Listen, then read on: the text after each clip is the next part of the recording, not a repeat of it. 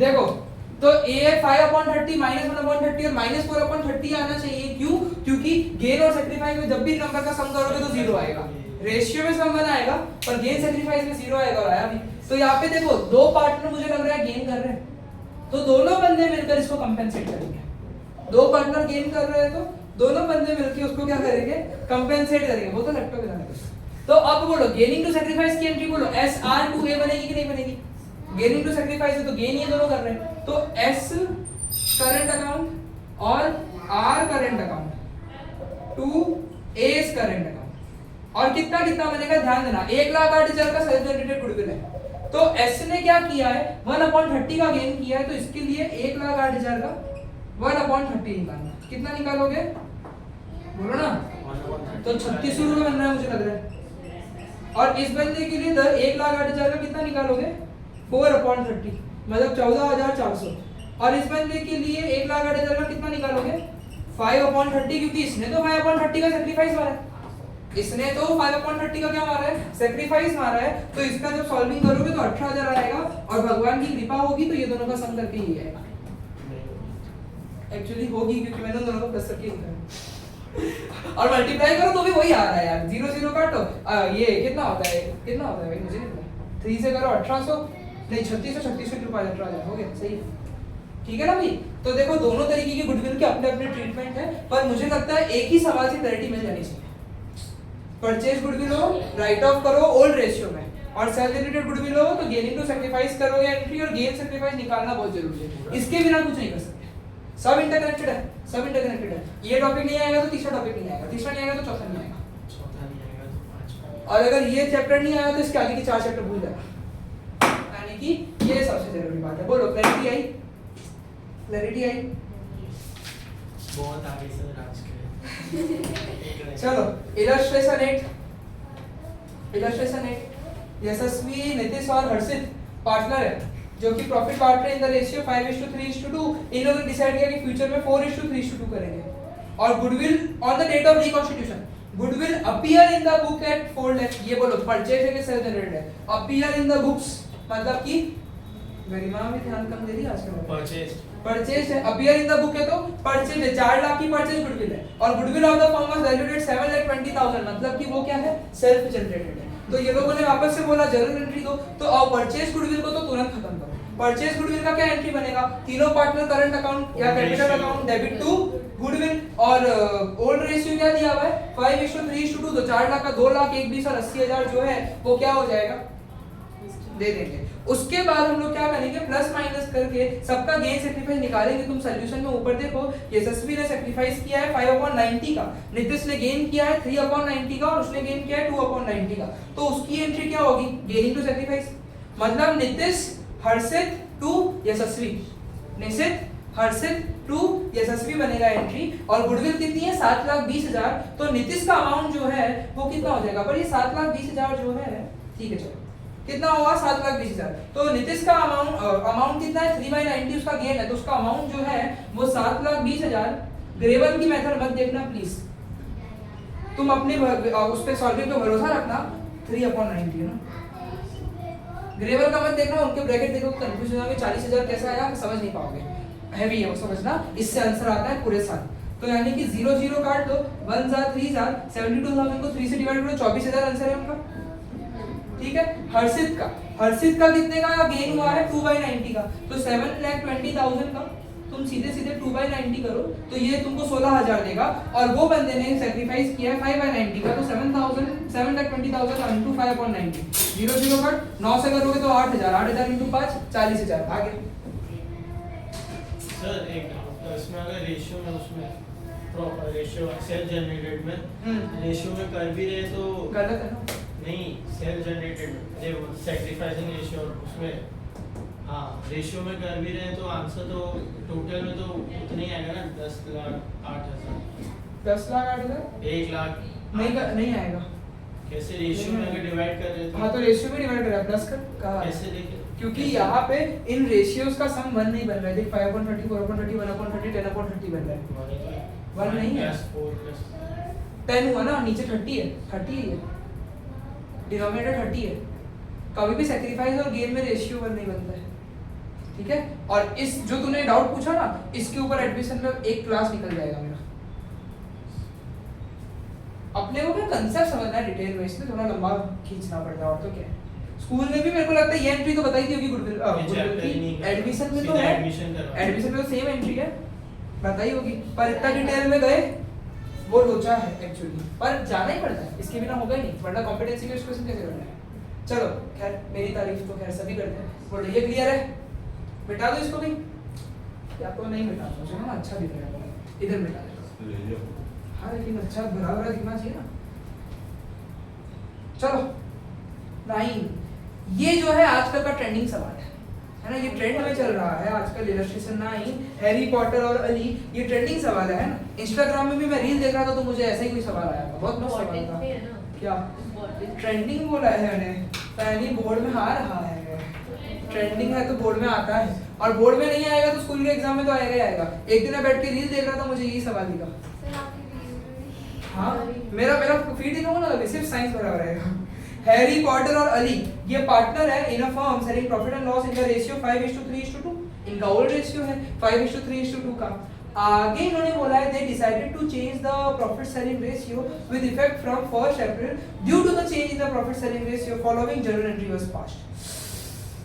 Entry इन्होंने मार के दे दी, इन्होंने ही एंट्री करके दे दिया है कि चेंज आने की वजह से हमने ये किया है। पोर्टर का 1,80,000 इंटू 1/30, अली का 1,80,000 इंटू 4/30, हैरी का 1,80,000 इंटू 5/30 करके वैल्यू निकाला है। तुम मुझे सिर्फ ये एंट्री देख के गुडविल की वैल्यू बता दो, सिर्फ ये एंट्री देख के गुडविल का वैल्यू बता दो। एग्जैक्टली, क्योंकि हम गुडविल को ही तो गेन सैक्रिफाइस से मल्टीप्लाई करते हैं, मतलब कि गुडविल का वैल्यू कितना है 1,80,000। सिर्फ ये एंट्री देख के मुझे कौन बंदों ने गेन किया है वो बता दो। पोर्टर नहीं, क्योंकि गेनिंग टू सैक्रिफाइस होता है, इसका मतलब फिर सैक्रिफाइस भी किसने किया है। तो अच्छा कौन कौन लोग हैं, हैरी पॉटर और अली, इनका ओल्ड रेशियो क्या है 5:3, मतलब 5/10, 3/10 और अच्छा हैरी ने क्या किया, सैक्रिफाइस किया है, कितने का किया है एंट्री से ही बता दो। 5/30 एग्जैक्टली, तो 5/30 माइनस। पोर्टर ने क्या किया, कितना किया एंट्री से ही बता दो, और दूसरे वाले बंदे का 4/30। तो बोलो अगर ये सॉल्व कर दो तो न्यू रेशियो नहीं आएगा क्या, 10/30, 10/30, 10/30, बोलो न्यू रेशियो क्या है 1:1 हो गया। समझे, सिर्फ सब कुछ दिया है, लॉजिक लगाना है, सब कुछ दिया है लेजिट, तुमको क्या करना है, लॉजिक लगाना है और उससे तुम्हारा आंसर आ जाएगा। इलस्ट्रेशन 10 देखो, वही ट्रेंडिंग सवाल वापस से आ गया। अनमोल एंड रवि, चलो इस बार मुझे पार्टनर है, अनमोल और रवि जो है ये पार्टनर है जो कि प्रॉफिट लॉस बांट रहे हैं equally with effect from 1 April 2026 they decided to change their profit sharing ratio. 1 April से उन लोगों ने प्रॉफिट शेयरिंग रेशियो चेंज कर दिया। The partnership did provides that in the event of any change in profit sharing ratio, अगर profit sharing ratio change होता है तो आपको क्या करना है, पार्टनरशिप डीड बोल रहा है, जब प्रॉफिट शेयरिंग रेशियो चेंज होगा तब आपको क्या करना है, आपको गुडविल वैल्यू करनी है at 3 year purchase of the average of last 3 year. Last 3 साल के प्रॉफिट का 3 ईयर परचेज करोगे तो आप गुडविल वैल्यू करोगे। बोलो ये जो गुडविल का आंसर आएगा सेल्फ जनरेटेड आएगा, ये जो गुडविल का आंसर आएगा ये क्या आएगा, सेल्फ जनरेटेड आएगा। लास्ट 3 ईयर का प्रॉफिट भी आपको दिया हुआ है 40, 30 और 20, तो बोलो 40 + 30 + 20 90, 90/3 30,000, ये एवरेज प्रॉफिट है। 3 ईयर परचेज है तो इंटू 3 कर दो, 90,000 की गुडविल है। कितने की गुडविल है, 90,000 की गुडविल है। और ये एंट्री पास की है to give effect to the adjustment of goodwill, entry भी उन्होंने दे दिया, और यही इस सवाल को खास बनाता है कि 90,000 की तुम्हारी गुडविल यहाँ पे तुमको दी हुई है, एंट्री को ध्यान से देखना। रवि टू अनमोल 15,000, मजेदार बात है, मजेदार बात है। और सोचने वाली बात है कि रवि डेबिट क्यों हुआ, उसमें आया होगा नहीं, उससे गेन किया होगा, रवि ने क्या किया होगा, गेन किया होगा। दूसरा बंदा कौन है, अनमोल, सैक्रिफाइस क्यों हुआ, देखो क्रेडिट क्यों हुआ, क्योंकि उसने सैक्रिफाइस किया है। अब मेरे को एक बात बहुत खटक रही है, इनका नया रेशियो ढूंढने के लिए तुमको बोला है और गेन और सैक्रिफाइस भी ढूंढने बोला है, ये तो आज तक नहीं हुआ, ऐसा तो आज तक नहीं हुआ। 3 चीज है, ओल्ड, गेन, सैक्रिफाइस या न्यू, 2 चीज देते तो ही तीसरा आ सकता है गुडविल दिया ना यहाँ पे, तो उससे कुछ करूंगा मैं, उससे कुछ करूंगा। मेरी ना एक बात समझ जाओगे तुम लोग तो मजा आ जाएगा। रवि जो है उसमें गुडविल 90,000 है, उसका जो वो तो गेन किया है, उसके गेन को अगर मैं x मानूं तो जब मैंने 90,000 को उसके गेन से मल्टीप्लाई किया होगा तो मुझे कितना आया होगा, एंट्री में 15,000 लिखा है। मतलब 90,000 को जब मैं उसके गेन से x से मल्टीप्लाई करूंगा तब मुझे कितना मिला 15,000 मिला। इसका मतलब उसका जो गेन है x वो है 15,000 अपॉन 90,000। अगर मैथ स्ट्रांग है तो 0 0 0 तो काट ही दोगे और 15 अपॉन 90 1/6। मतलब रवि ने कितना गेन किया है 1/6 का। एंड दैट वो इंग्लिश में क्या बोलते हैं, दैट गोज विदाउट से कि इसका अनमोल का भी जो सेक्रीफाइस है वो क्या होगा 1/6 का होगा। अच्छी इंग्लिश बोली, दैट गोज विदाउट से कि इसका जो सेक्रीफाइस है वो भी क्या होगा 1/6 का होगा, क्योंकि भाई साहब 15,000 तो उसमें भी है। तो 90,000 इनटू सेक्रीफाइस x मान लो, y मान लो, तो 90,000 इनटू y कितना आएगा 15,000 आएगा। मतलब y इक्वल टू 15,000 अपॉन 90,000 ये हुआ। तो अब इनका रेशियो निकालना है मुझे। देखो गेन या सेक्रीफाइस तो मैंने पता कर लिया जो मुझे सवाल में बोला था कि डिटरमाइन इंडिविजुअल पार्टनर गेन और सेक्रीफाइस। तो रवि ने गेन किया है 1/6 का और दूसरा अनमोल ने सेक्रीफाइस किया है 1/6 का। अब मुझे नया रेशियो भी निकालना है। तो भाई साहब पुराना रेशियो क्या था, इक्वल था। अनमोल और रवि का पुराना रेशियो क्या था, इक्वल था। अनमोल ने क्या किया 1/6 का सेक्रीफाइस किया माइनस, और इसने 1/6 का गेन किया प्लस। ये आ जाएगा 2/6, ये आ जाएगा 4/6, 2:4 मतलब 1:2 का नया रेशियो। क्लियर, बढ़िया सवाल था कि नहीं था। ये देखकर, ये तुमको देखकर आना चाहिए समझ में कि गेन सेक्रीफाइस कैसे निकालना है, ये तुमने सीखा। और भले तुम स्टार इसको भी मान लो, एडमिशन में ऐसा वापस सवाल आएगा। एडमिशन में यही सवाल वापस आएगा बट विद चेंजेस। क्लियर हुआ? हो गया ना। उसके बाद new concept reserve accumulated profit and losses. देखो मेरी बात समझने की कोशिश करो। कभी भी जब भी फॉर्म का रिकॉन्स्टिट्यूशन होता है मेरे पास बहुत जरूरी बात है, एक और फोटो लेने वाली बात है, एक और फोटोजेनिक बात लिख रहा हूं मैं। आज इंग्लिश बहुत बोल रहे हो, एक और फोटोजेनिक कंसेप्ट लिख रहा हूं मैं तुम्हारे लिए। जब भी हमने क्या देखा, जब भी फॉर्म का रिकॉन्स्टिट्यूशन होता है ना, whenever the form is reconstituted, सबसे पहले प्रॉफिट लॉस रेशियो बदलता है। दूसरी बात गुडविल का ट्रीटमेंट होता है। तीसरा जो ट्रीटमेंट होता है वो होता है एक्यूमुलेटेड प्रॉफिट का, एक्यूमुलेटेड लॉसेस का और रिजर्व्स का, है ना। अगर मैं तुम्हारे सामने एक सुंदर सी बैलेंस शीट बनाऊं, अगर मैं तुम्हारे सामने एक सुंदर सी बैलेंस शीट बनाऊं, तो बैलेंस शीट में 7 आइटम देखने हैं ना। अब तो थाला फॉर रीजन भी नहीं बोल सकता, शायद उसने 8 कर दी जर्सी नंबर, और मेरे पास आइटम तो 7 ही है। तो यानी कि एक अगर बैलेंस शीट बनाओ तो ये लायबिलिटीज है, ये लायबिलिटीज है, ये एसेट है। उनको तो पता नहीं होगा इसलिए मैंने लिख दिया। अब 7 चीजें ऐसी है जो देखने में मुझे अच्छी नहीं लगती, तो उसका ट्रीटमेंट कर देता हूं। सबसे पहला वर्कमैन कंपेंसेशन रिजर्व, WCR बोलते हैं, पूरा नहीं लिख रहा मैं। तुमको पता होगा ना वर्कमैन कंपेंसेशन रिजर्व क्या होता है। हम एक रिजर्व बना के रखते हैं कि अगर किसी का एक्सीडेंट हो गया वर्कर का, तो उसको कुछ कंपेंसेशन के तरीके से दे सकूंगा। तो वर्कमैन कंपेंसेशन रिजर्व ये एक रिजर्व है जो मैं बना के रखता हूँ।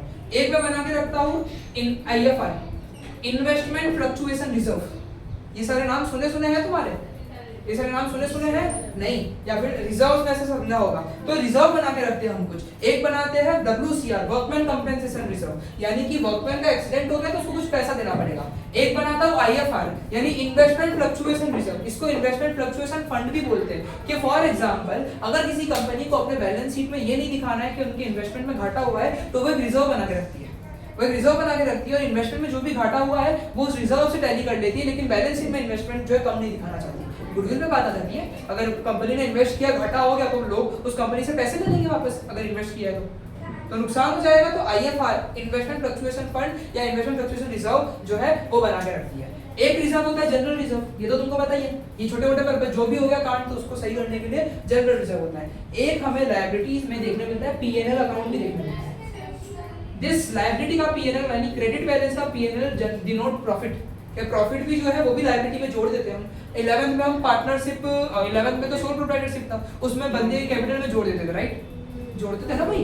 तो यानी कि ये वो P&L है जो हम लायबिलिटी में ही दिखाते हैं, जो हम क्या दिखाते हैं, लायबिलिटी में ही दिखाते हैं। ये लायबिलिटीज की कुछ आइटम। एसेट में कुछ चीजें होती है, सबसे पहली गुडविल, ये तो परचेज है बैलेंस शीट में, ये तो क्या है, परचेज है। इसके बारे में तो मैं सीख चुका, हाँ हम सीख चुके, बट ये जो एक्यूमुलेशन की बात होती है, मतलब रिजर्व, एक्यूमुलेटेड प्रॉफिट लॉस, तो इसकी बात भी हम वापस करते ही करते हैं, है ना। और this is nothing but purchase goodwill. उसके बाद एक आता है deferred revenue expenditure, fictitious asset, जैसे कि advertisement suspense account, deferred revenue expenditure. और एक आखिरी चीज आती है P&L अकाउंट डेबिट का। अगर डेबिट में एसेट में दिखा रहे हैं, यानी कि हम क्या दिखा रहे हैं, लॉस हो गया भाई साहब, क्या हो गया, लॉस हो गया, ये लॉस दिखा रहा है, ये लॉस दिखा रहा है, और ये क्या दिखा रहा है, प्रॉफिट दिखा रहा है। तो ये 7 चीज है हमारे पास, इनका ट्रीटमेंट भी हमें करना पड़ता है, इनकी जर्नल एंट्री देनी पड़ती है, और सबसे इंपॉर्टेंट जो है WCR और IFR। सबसे इंपॉर्टेंट इन 7 चीजों में ये है, क्योंकि गुडविल का इंपॉर्टेंस तो हम देख चुके हैं, कर चुके हैं। तो अब जो हमारी नेक्स्ट क्लास होगी ना, उसमें हम लोग WCR और IFR का ट्रीटमेंट कैसे करते हैं वो पूरा समझने की कोशिश करेंगे, और कोशिश करेंगे कि ये हमारा पूरा टॉपिक ही जो है खत्म हो जाए। इन्वेस्टमेंट फ्लक्चुएशन रिजर्व, यानी इन्वेस्टमेंट जो है, समझ ले कि तेरा इन्वेस्टमेंट का मार्केट वैल्यू 2 लाख है और तेरा इन्वेस्टमेंट कम हो गया, 1,80,000 पे आ गया, तो तू तेरे बैलेंस शीट में अभी 2 लाख ही दिखाना चाहता है। इसके लिए तू क्या करके रखता है, रिजर्व बना के रखता है कि तेरे पास 25,000 का रिजर्व रेडी था, तो 25,000 के रिजर्व में से 20,000 इस पे डाल के बैलेंस शीट में इतनी की वैल्यू दिखा कि इन्वेस्टमेंट के फ्लक्चुएशन से लॉस ना, इन्वेस्टमेंट स्टेबल नहीं रहता है ना, तो उससे लॉस ना हो, उसके लिए हम ये करके रखते हैं। ये 7 चीज अगेन ऐसा सा कोई बैलेंस शीट ग्रेवर में नहीं बनाया है, तो इसका फोटो ले लेना। ये जो बातें मैं लिखता हूँ ना, ये बहुत जरूरी होती है।